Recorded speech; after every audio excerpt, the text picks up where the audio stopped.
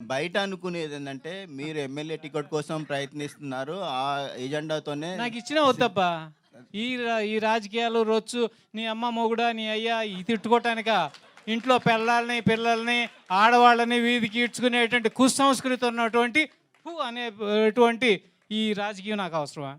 ఎందుకు చెప్పండి?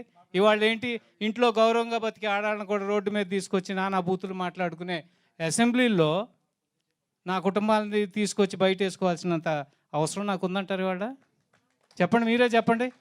ఎంత దిగజారిపోని ఒకప్పుడు మహామహులు ఉండేవాళ్ళు. ఒకసారి నేను ఫస్ట్ టైం అసెంబ్లీకి వెళ్ళినప్పుడు నల్లపరెడ్డి శ్రీనివాసరెడ్డి అని ఆయన మాట్లాడుతుంటే నాకు అద్భుతంగా అనిపించింది. రోమాలు నెక్కబొడిచినాయి. ఒకవైపు ఎన్టీ రామారావు గారు మాట్లాడుతున్నారు, ఒకవైపు ఈయన మాట్లాడుతున్నారు.